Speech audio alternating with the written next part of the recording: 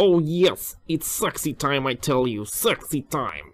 Alright guys, so we have Brian with us on Skype, who created the Undamned superguns. First of all, Brian, what is your background? How do you know how to do all this stuff? Because, you know, this isn't something you traditionally learn in school, so can you tell us a little bit about yourself? Well, I'm a double E, so I did go to school for electronics. Okay. But what really got me into electronics was radio control cars. Oh. And I did that. That was probably most of my junior high years was all radio control cars, like me and my buddies.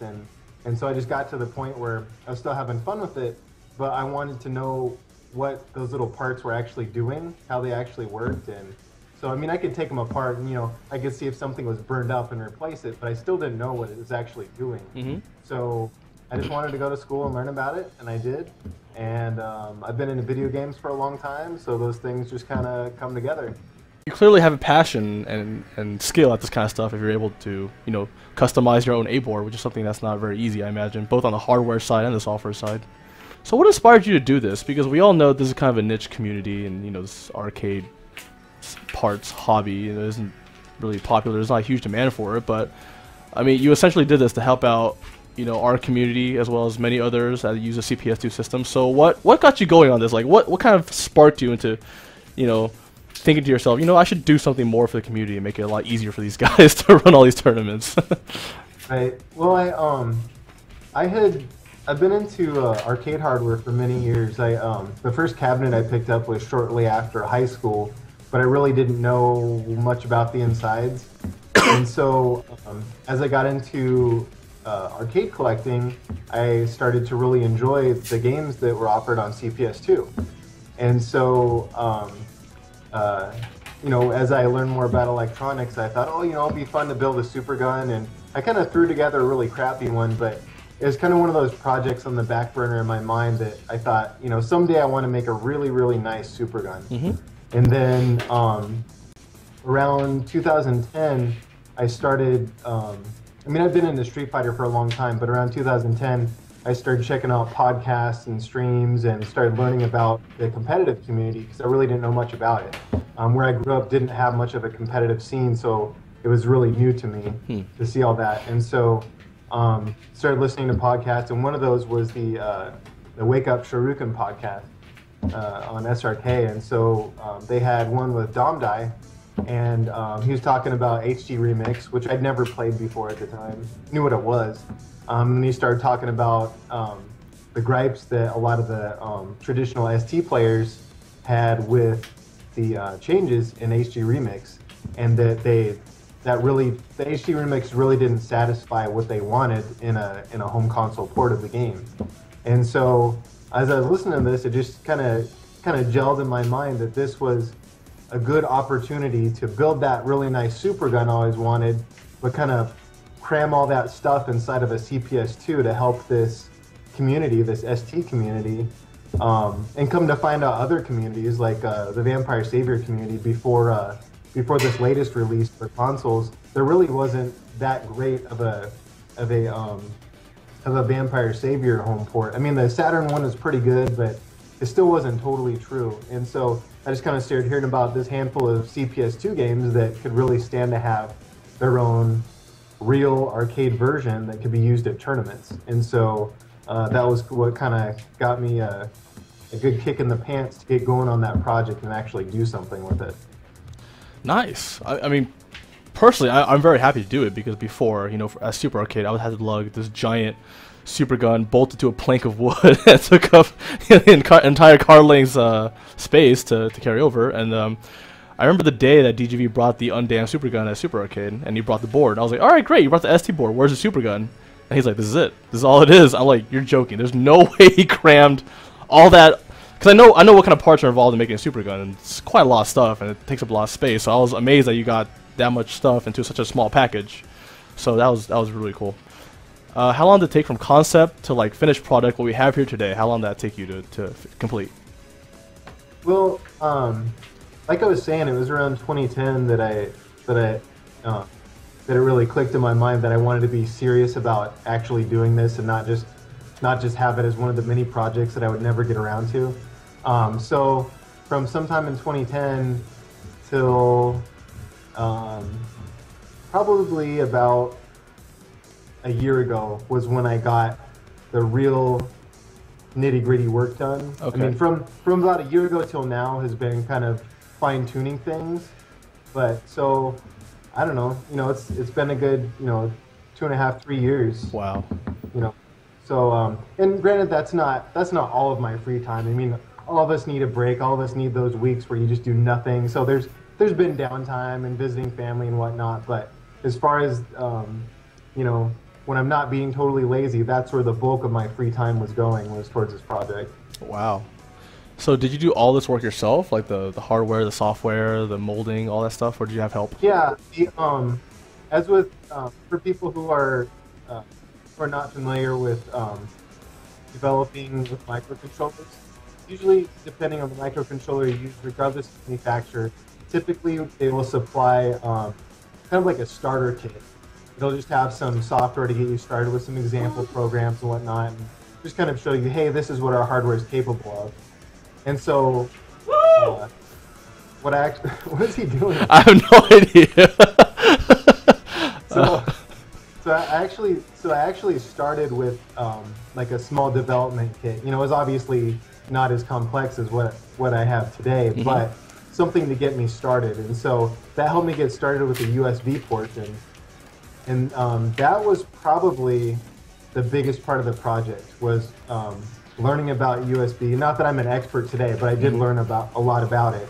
So getting that portion working, even once you have that working in a generic sense, there's still nuances to the various controllers for PS3 and for Xbox 360, right, which I'm still discovering. I still need to do updates to those drivers, but so that's probably been the biggest part, because there's both the hardware and the software just for the USB part. And then the other parts were hardware for the power supply that's inside, and then the video converter. Those were, I wouldn't say trivial, but definitely not as big of a deal as the USB portion of it. Okay. All right, sounds good, man. Yeah, it sounds like a lot of work went into this, and it certainly wasn't easy for you. But I mean, I think I speak for. And to further your question, you asked if I did it all myself. I did all that stuff myself. I did get help with the faceplate, and shout outs to Tech Innovations, Art with Tech Innovations. He has done the laser cutting and laser etching for those plates. Oh. And before him, there's a guy on SRK called Broken English, and he actually did the artwork for me. I just sent him like general ideas, a few graphics, and he actually designed the faceplate, and then Art took over and is doing all the laser etching for me. So shout outs to those guys, because they've done a phenomenal job, and it's really like a poster board on the face of this system. And if that looked like garbage, the system would kind of look like garbage. So those guys did a great job. Also, one of my coworkers actually helped me with a jig to hold the system when I'm cutting the holes and stuff. So I did have help with that, and then all the rest of the stuff I did myself. Nice. Well, I mean, I can tell you that, you know, it's pretty impressive seeing the custom molding on there. You know, you really get a feel that, you know, this guy put a lot of heart and effort into this, and a lot of craftsmanship, and he definitely paid attention to all the details, so it definitely made a difference. Okay. Yeah. We did mention that it does not come with a B-board itself, which is the game that you want to play. So besides the B-board, is there anything else that the customer would have to purchase in order to have a running system? Just the controller, just a game and a controller. I mean, it's almost like buying any other game console, you know, that doesn't come with a game. Okay. So you'd have to buy a game, and you'd have to buy an arcade stick. You know, that's how it would be with any other console. So that's all you need is a game and an arcade stick. Okay, there you go. You or a gamepad, just use gamepad. Okay, so pretty much all you need is the B-board and a controller, and obviously a TV, and you're pretty much ready to go. Or yeah, TV. Just clarify, because you know some people out there that are they don't have the whole picture. I'm not sending you a TV. That costs extra, guys. No. Okay. All right, so we got that covered. So it works, by the way. What On top of it all, it actually works. It's crazy, man. I'm hooking it up right now. Sergjiev, no one knows what you're talking about. That's the most unprofessional stream. The super gun, it works. You just hop in the middle of nowhere and go, it works! And you run away. Okay, so, To clarify, will this system work with other CPS2 boards, such as Vampire Savior, Alpha Series, Marvel 1, etc., etc.? Yeah, barring region compatibility, yes. So as far as regions go, there's I think 4 or 5 different regions, and they're all split up by colors.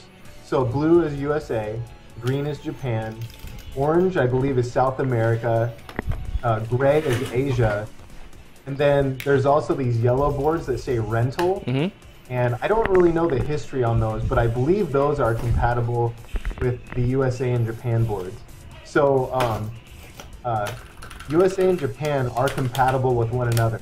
So if you have a USB motherboard, an American motherboard, Okay. You can play both Japanese and American games. Right. So that's good to know. So if you own one of those motherboards, all you got to do is look for blue boards and green boards. Oh, and nice. those should all work. So so the one that Carl has there, that'll work with both the blue and green boards. So I went ahead and I hooked up everything exactly, you know, how it comes. Yeah. The power supply just hooks in. There's a no-brainer. The AV hooks in, and I hooked in 2 of our fight sticks. You have your Quanba that has been converted with the PS360 Plus. Yep. And I just have an Xbox 360 wired, one of those gamepads by Mad Cats, I think. Cat hacks, yeah. And that works perfectly. You know, I just hold the 6 buttons down, plug in the USB thing. You wait for the light to start blinking. You do 1, 2, 3, 4, 5, 6. Boom, you're done. Sounds good. All right, we'll cover that after the interview then, just to show the customer how it works and all that good stuff. Oh, you don't want me to speak anymore? No, just we're in the middle of an interview, man. Oh, this is right. Undamned is here. Hello. You have the attention span of a fish. Okay, let's move on. Okay, so we all know that, you know, it has USB ports for any USB power controller. Will this system work with any controller? And like every pad on the market, every stick? Oh, nervous laughter. I hope that someday that is the case. Okay. Right now there still are some that I know don't work properly.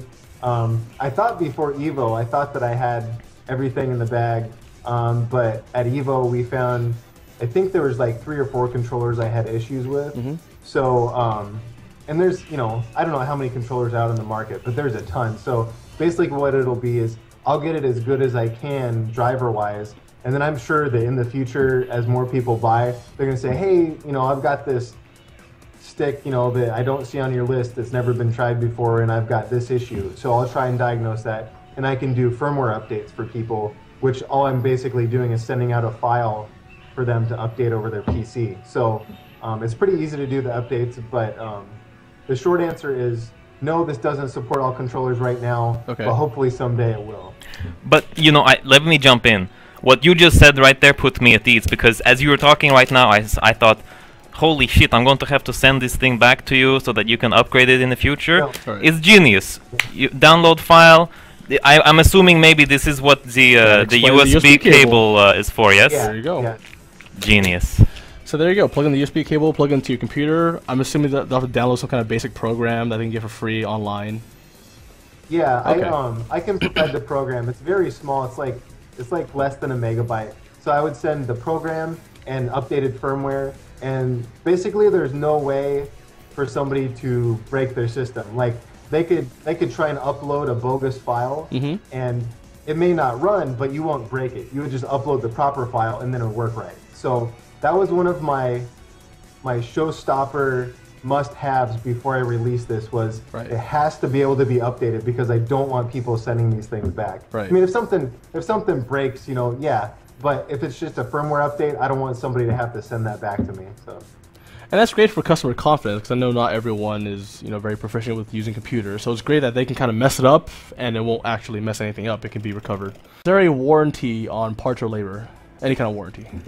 I don't have an explicit warranty, but I'm a reasonable guy. I mean, if it's something that I can't figure out for you, you know, via internet or on the phone, you know, I'll have somebody send it back and I'll check it out. And if it looks like it was something that broke legitimately, okay, you know, I'll hook somebody up. But if it's gross negligence on the customer's part, you know, I could probably work something out. I could repair it for them or give them a discount on a replacement or whatever. But it'll be a case by case. Okay, so worst case scenario, call here spills Coke and cat litter all over the No, super no, no. gun. Diet cola. That doesn't fall within the warranty plan. I don't think. Oh shit. Sorry, buddy. Gotta take care of yourself this time. I remember my question now. This it doesn't really apply yet, but let's say you have. I don't know what the next generation controllers are going to be. Maybe for the Xbox One and on this, they're going to maybe be only wireless. But let's say hypothetically speaking, they are going to be USB 3.0 controllers. Okay. Will you be able to make those future controllers work? I mean, this is very, Yeah, I don't know. I haven't looked into USB 3.0. I don't know if USB 3.0 devices are backwards compatible at all. Like, I mean, maybe they would work. They would just run slowly. I don't know. I would have to look into it. It's just a hypothetical question. It's definitely something that I will be looking into because I want people to be able to use basically anything you could buy at the store, hopefully. So we'll see. Worst case scenario, what they have now works. So. Oh heck yeah! I mean, this is I'm just trying to throw shit at you to confuse you. Yeah, I think probably I will have my hands full working on the do-it-yourself kits and whatnot to the point where people are usually pretty quick with the PC to try and develop their own drivers. So let's say that the Xbox One controllers start hitting the market all over the place. People are going to write drivers for that to work in Windows. If it works in Windows, that will be confirmation to me that it's quite possible that I could add that to my system. But if people can't figure out drivers or whatever, I probably won't even try it. Okay. I'll let somebody else forge that. Do all the work for you. All the heavy work. Yeah. So I have some guys asking me, will this come with HDMI cable and functionality, or will it come with RGB functionality? Because they want to stream off the Undamned Supergun, and it would be a lot easier if the Supergun exported directly to RGB. So are there any plans for HDMI, RGB, anything like that? Well, right now it supports anything a PS1 would, which includes standard definition RGB. Okay. So you can run that straight through a upscaler like a XRGB or some other upscaler. So you can do that today. But as far as RGB in the sense of like a VGA compatible signal, that has to be upscaled. So it doesn't support that today. I don't have any plans to do anything with VGA, but I would really like to investigate an HDMI solution. Okay. Because to get technical, the RGB information is inside the console in a digital format at some point, and if you can upscale that digitally to the HDMI signal, it stays digital the whole time. You don't have to keep switching back and forth between analog and digital. Nice. Which typically, not only is that a lot of work, but it can typically add lag and makes your circuitry more complex. So if I can figure out a digital upscaling solution, I would really like to do that, and I am pursuing that. There's actually a guy on SRK that has done similar work before and is helping me with it right now. So no promises on whether it'll actually come into being, but that is in the works. And hopefully we can come up with something that will eliminate the need for CRTs, because that's the biggest thing right now is, okay, now we've got a small console, but we still have to lug this huge monitor around. Yeah. And people are willing to do that right now for the love of the game, but it'd be nice to truly join the modern age and be able to run on LCDs with very little lag. We'll see if we can get there. So the final piece of the puzzle. Yeah, I can tell you, it is a huge pain carrying a 30-inch CRT halfway across the EVO ballroom, so I would appreciate some LCD support. Especially those high-end Sonys, man. Those are heavy. Well, yeah, we've minimized the super gun. Because in the past, I would need both arms to carry a super gun. Now I can carry 4 of these by myself. Yeah, so. Throw it in your backpack. I want to go back to the RGB. Are you saying that using the cables you have provided me, I can get the RGB signal?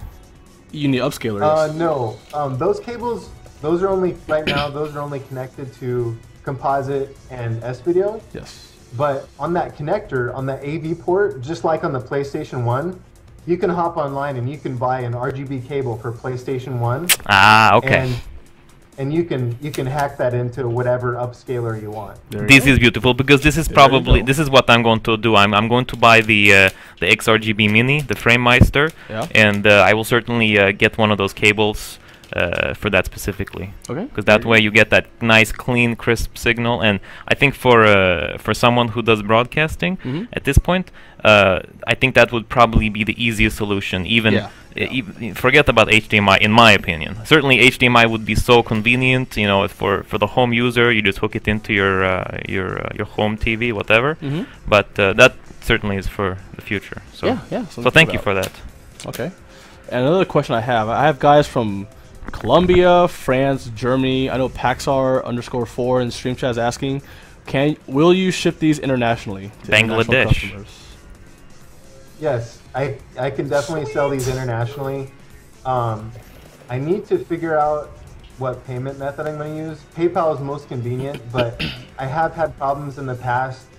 I think probably twice where I had an international sale go wrong, and so somebody not only got their item, but they did a PayPal chargeback and took my money too. Ooh. So I would rather not have that happen with this because I put so much work into these systems, and no offense to people in other countries, I don't have anything against them, but unfortunately some of their comrades have had a problem with me. And I'd rather not deal with that again, especially on this project. So and we're talking about a lot of money. So I will come up with a good payment plan for that. But yes, I would definitely be willing to sell them internationally. Okay, perfect. There you go. So I know earlier you mentioned something about releasing a possible do-it-yourself kit. What would that include if you were to do that kind of stuff? Okay, so in the UDC PS2, there's 3 boards that I have in there. There's a power conversion board, which takes the power from the laptop charger and translates that into voltages that can be used inside the CPS2, and those are 12 volts and 5 volts. And those both have quite a bit of current, or at least the 5 volts does. The 5 volts, that board that I have in there will supply up to 6 amps, which is a lot. The CPS2 only needs about 3. Okay. So that's totally overkill on that, which is good. So if somebody's using it in their project, they don't have to worry about not having enough power on the 5 volts. And then on the 12 volts, there's 1 amp, which should be plenty for whatever's running off the 12 volts. So that board will be available. And then the UD CPS2 uses a different USB board than I would be making available for other people. That one's custom tailored just for the CPS2 motherboard. But I want to make, for the do-it-yourself kit, single channel ones. So it would just have one USB port and then the connections for that. And so if somebody wanted to, they could do anything they want with it. Like if they want to make a 4-player version for like, I don't know, a super gun or whatever, they could buy 4 of those things. Or if they wanted to make a 3-player CPS2 so they can play Dungeons and Dragons with their friends, they could buy 3 of them. So I want it to be versatile, so I want to do single channel USB interfaces rather than one double channel interface. So so the power board, the USB board, and then the last is the video board. And right now, I don't have a good supplier for the video chips I'm using, so I'm not going to make any promises on making that video converter board available. I would like to, but no promises on that. But there are other video converter boards out on the market that people use today, like J-Rock, NeoBits. There's a few different ones that people use. So those are available. I would like to provide my own, but there are other alternatives if I do not make those available to people. Okay, well it's great that you're thinking about it, because I know a lot of guys have been kind of wondering, will he release a do-it-yourself kit that they can install themselves? And obviously you won't be held accountable for what they do with it, but I mean, it'd be nice if they had the option. One thing that is nice is that the drivers that I'm developing for UDC PS2, as those get better as far as compatible with more controllers, the do-it-yourself converters use the same firmware. So everything is benefited. As the drivers get better, all of those products get better as a whole. Okay. I don't have separate drivers for each of those. So in the future, hopefully there will be very, very good coverage of all controllers for PS3 and Xbox 360. Okay, great, awesome. Okay, we actually have a question from one of the stream chats viewers. They ask, can the kit come with faceplates? Oh, like the do-it-yourself kit? Yeah, I guess so. Like the faceplate for Yeah. the. They want to remove the beautiful. The full one obviously has a faceplate on it, but for the do-it-yourself kits, I'm gonna say no. Okay. Because I think that makes it special. Yeah. And I was actually talking with somebody at Evo about this, and not that I'm boastful about it, but I think it looks so good. It does. No, it really does. I think that it just turned out amazing, and I have a hard time believing that somebody could take those parts and make one that looks equally as good. Right. So I'm going to leave that challenge for the do-it-yourself guys. Try and make it look as good as mine does. No, that thing looks beyond good, and it looks like it's supposed to be there. You know. I like it. It looks custom, but very clean and original. So there you go, Fern Tree. Don't be cheap. Make your own. So what is the official cost for one of these right now? Official cost is $400. There you go. And we already discussed earlier what that comes with. But I'll say it again. It comes with the modified A board, the power supply, and the video cable. And you got to have your own TV, your own controller, and your own game. So. Okay, cool. Well, I know a lot of viewers are also asking. It's $400 now, but is it possible in the future there'd be a reduction in price, maybe through, I don't know, a discount, a sale happening with a major tournament, et cetera, et cetera? I am being flexible with tournament organizers because I know that they have different costs to juggle. Yes. But really, for somebody who is not a tournament organizer, it's really a luxury. And no offense to people who are not tournament organizers, because those are the players, those are the ones that keep the scene alive. Of course, of course. But it's really a luxury for people who are not running a tournament, and so there won't be a discount for people who are not actually involved in running the tournaments. I want to add something also about just the price and the unit itself. I mean, before I found out about what you had created, I was planning on getting my own cabinet, at least here for Arcadium. Yeah. And I looked at the costs and everything. And at least $1,000. Considering how much this costs, and the fact that you don't have to even make a custom controller or two with it, and you can use any regular TV. I mean, you just literally brought down the cost for running through ST. Right. Just boom, down the roof, down the drain. It's crazy. So this is, to me, this is better than I could have hoped for in the sense of what it is and the amount of money that you have to spend to get a real ST setup. Well, there you go. Your first customer review. So I am very happy about this, not just for what it is, but also for helping me save money on what I wanted to do in the first place. So thank you. Without doubt. I mean, he's doing the community a huge service. Yes. All CPS2 communities, to be honest. So we're here to try to help spread the good word of the Undamned Supergun. And so Brian, where can these guys contact you? Do you have a website, Twitter, Instagram, anything? I've got a UD Game Tech blog. It's on my card. I can't remember what it is. Okay. I'll type in stream chat, guys. All right. All right. So yeah, I kind of want to make that as an information hub. I haven't really put a whole lot of information on it.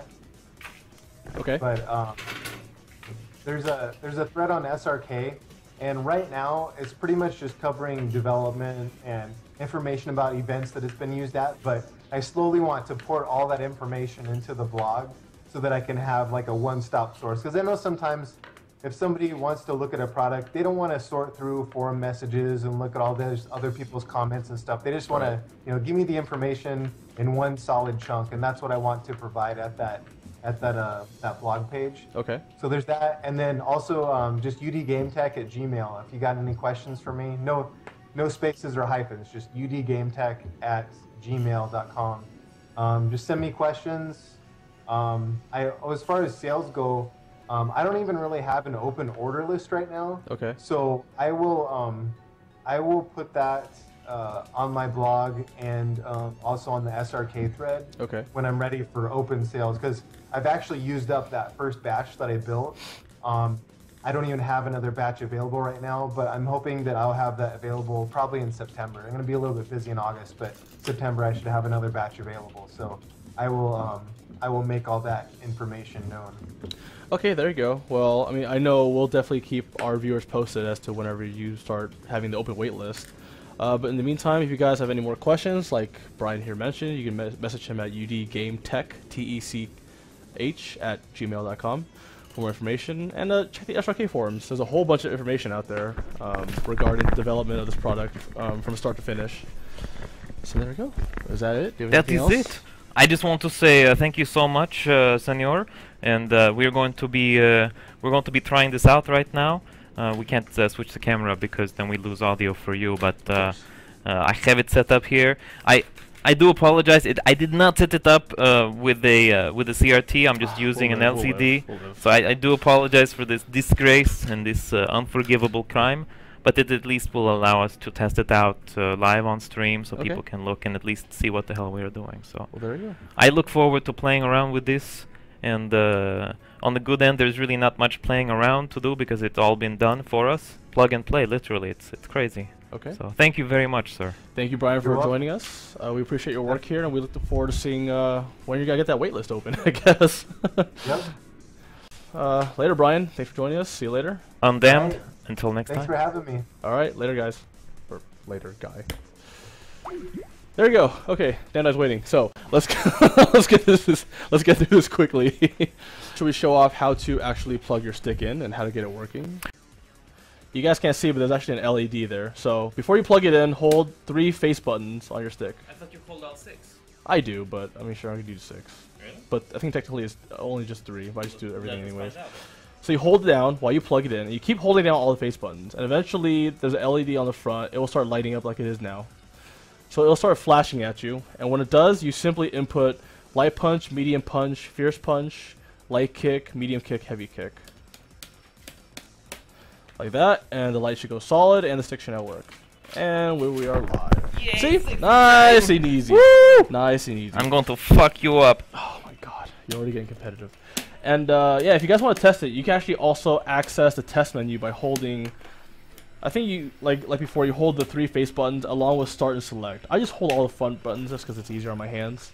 But that's an easy way to get the test menu and, you know, make sure your stick's all working. But I prefer just going to a match live. And from there, as you can see, all my buttons work. Nothing else works, side buttons work. And if you guys are worried, there's no way to access the test menu on accident because you do have to hold it down for quite some time. And it works like a charge. And of course, Sergiev's stick is working beautifully. No, there's definitely something wrong with this. Oh no, don't blame. Oh no, it is working good now. Oh, you missed your opportunity. Come on, man. Oh! Oh, you can't get around mash uppercut. So, bullshit. It works. It does work. It does work. It does work right out of the box. No fiddling with it necessary. Obviously, you do have to source your own B-board, which you see on top. But outside of that, it's pretty much ready to go right out of the box. You can have this thing running from unboxing in less than a minute. So there you go. Oh man, that was so much fun, especially when you lost. Oh yeah. You know, welfare wins.